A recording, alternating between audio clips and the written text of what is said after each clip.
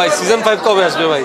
এই অ্যান্সার দিতে দিতে ভাই কাহিল হয়ে গেছি। শুরুর দিকে কাবিলা যেরকম ছাগল চুরি করতো, এখন তো চাইলেও পারবে না। ওইবারও চায়, রোকেয়ারও চায়। আসলে কনফিউজ জীবনে কারে চায় আসলে। ফান লাগতেছে, পুরো ফান, বুঝছেন?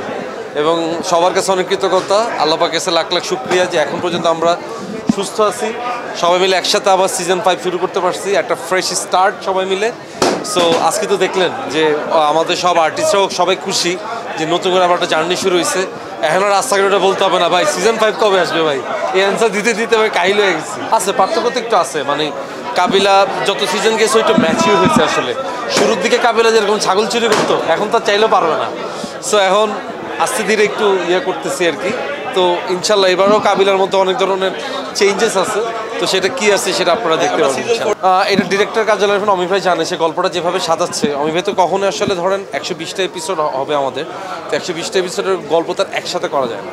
সো আমরা স্টেপ বাই স্টেপ আগাচ্ছি, তো ইনশাল্লাহ এর থেকেও হয়তো বা কোনো বিস্ময়কর কোনো জিনিস থাকতে পারে। ওইবারও চায়, রোকেয়ারও চায়। আসলে কনফিউজ জীবনে কারে চায় আসলে। সো এখন দেখা যাক ও কাকে পায় আসলে ওর লাইফে, দেখা যাক। সব মশার বিরুদ্ধে সুরক্ষা দিতে এলো বসুন্ধরা এক্সট্রিম অ্যারোসল, মশার বিরুদ্ধে এক্সট্রিম সুরক্ষা। আমি বিলিভ করি যে ব্যাচেলার পয়েন্ট সিজন 5 এর পরে মানুষ আরেকটা কাবিলাকে পাবে, কারণ এই কাবিলা আগের থেকে অনেক বেশি ম্যাচিউর এবং এই কাবিলা এখন অনেক বেশি ডিসিশন নিতে সক্ষম। আগের মতো ফাফরবাজি অবশ্যই ওর মধ্যে থাকবে, কিন্তু সেটা বা কতটুকু, সেটার অনেক চেঞ্জেস এবং অনেক ইনোভেটিভ কিছু জিনিস এবার মানুষ কাবিলা থেকে পাবে ইনশাআল্লাহ। ভাই দুইটাই আলহামদুলিল্লাহ জোস, মানে আমার ডিরেকশন দিতে ভালো লাগে, অভিনয় করতে ভালো লাগে। অভিনয়টা আপনারা খেয়াল করে দেখবেন, আমি খুব মানে মাঝে মধ্যে অভিনয় করি।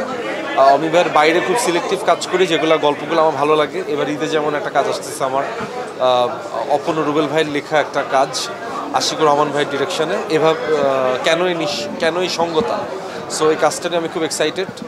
সেই সাথে আসতেছে ব্যাচেলার পয়েন্ট, সামনে এরকম অনেক কাজ করবে এবং নিজের ডিরেকশন দিবে আলহামদুলিল্লাহ। আল্লাহ পাকের কাছে লাখ লাখ শুকরিয়া ভাইয়া, আল্লাহ পাক এই অবস্থানে আনছেন।